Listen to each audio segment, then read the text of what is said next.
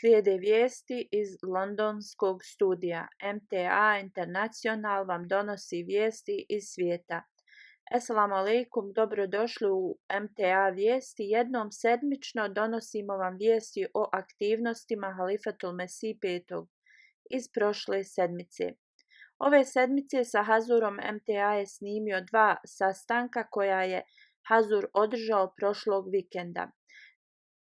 Glavna šefica Metropolitan policije je posjetila Bejtul Fatuh džamiju. Sally Bennett i njene kolege su se sastali s Hazurom odmah poslije džume. Hazur kaže: imam nešto za vas. Sastanak je bio vrlo dobar, čast i privilegija mi je da upoznam njegovo veličanstvo. Razgovarali smo o mnogim stvarima, razgovarali smo o policijskom poslu. Očigledno on je pun iskustva u putovanjima i mogao je da vidi policijski rad širom svijeta. U subotu Hazur se sastao sa delegacijom Vakfena iz Irske. Sastanak je trajao više od pola sata i pitanje je bilo u vezi obaveze poslanika i halifa. Hazur kaže: obaveza poslanika je šta mu je god naređeno od Allaha. Časni poslanik sallallahu alejhi ve sellem je donio religiju. Njegova dužnost je bila da proširi tu religiju, da uči ljude, da nauči sljedbenike istinitom učenju vjere. Postoje 2 stvari za koje poslanik dolazi. Prva je da dovede ljude bliže stvoritelju, svemogućem Allahu. Druga, da im pomogne da shvate dužnosti jedni prema drugima, da rade dobra djela, to je dužnost poslanika, a halifina dužnost je da nastavi posao poslanika poslije njegove smrti.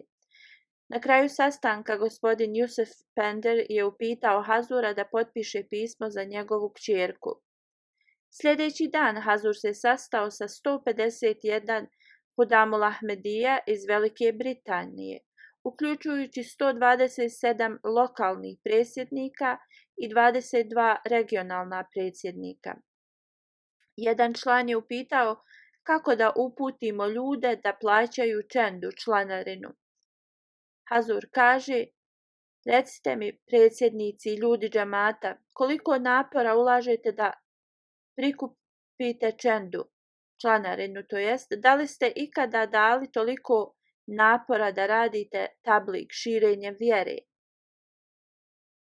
Ne radite, to ja znam. Da li ste skrenuli toliko pažnje na terbijat, moralni trening?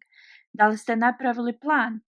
Za čendu u zadnjem mjesecu, kad mjesec decembar dođe, skrećete pažnju svima na Vakfe Džedid. Kad oktobar dođe, svima govorite za Tahrike Džedid. U septembru ćete reći Hudamul Ahmedija da čenda im nije sva uplaćena i da trebaju da plate. Kad dođe maj i juni, podsjećat ćete ljude na plaćanje džematske čende.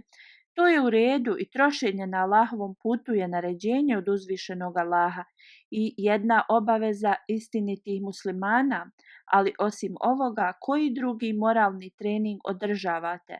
Da li pravite plan za tablik, moralni trening svakog mjeseca? Ne održavate ni sastanke. Vi tražite članarinu i donacija, a nikad ne odete kod nekoga i kažete da dođe na namaz u džamatu. To ne radite. Trebate da date podjednak napor za čendu, tablik i terbijat. Ako terbijat nije u redu, onda ni čenda nije. Mi nismo prikupljači poreza. Čenda je jedna od dužnosti. Hazur navodi ajet. Prijevod je: oni koji klanjaju namaze, pa onda ide trošak na Allahovom putu koliko možete. Znači, prvo osigurajte namaze u džematu i moralni trening. Čenda će da dođe sama od sebe. Uzvišeni Allah kaže: namazi koji ne dođu iz vašeg srca bit će vam bačeni u vaša lica. Onda, zar on neće baciti tu članarinu nazad u vaša lica? Assalamu alaikum, Hazur, mi pokušavamo da stavimo pritisak na hudame da dolaze u džamiju da klanjaju namaz u džamatu. Organizujemo razne skupove da im povećamo pažnju na to. Koliko pritiska možemo da stavimo na njih? Hazur kaže: Ne, bez pritiska. Kur'an kaže nastavite da ih savjetujete. To je rečeno časnom poslaniku sallallahu alejhi ve sellem. Morate da imate dobro prijateljstvo sa njima. Kad razgovarate s njima, to treba da bude prijateljski. Nema stavljanja pritiska na njih. Samo im trebate pomoći da shvate njihove obaveze. Kad to shvate, oni će početi sami da dolaze.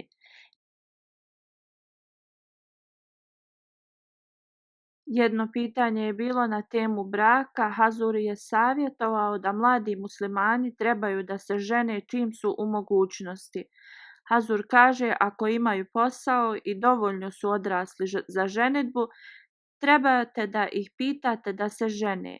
To je sunet. Časni poslanik sallallahu alejhi ve sellem je rekao, kogod prati moj sunet je jedan od mene. Ako ne prati, onda nije od mene. Brak je sunet. Ako su muslimani, onda trebaju da se žene. Poslije u toku sedmice Hazur je pregledao projekat džamije u Islamabadu, koja se privodi kraju. U toku njegove posjete Hazur je dao razne upute u vezi završetka projekta.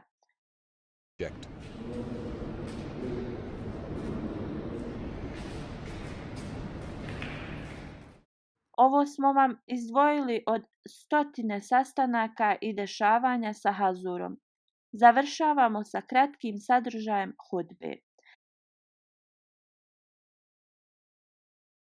Hazur je nastavio hudbu na temu ashaba koji su učestvovali u bitci na Bedru.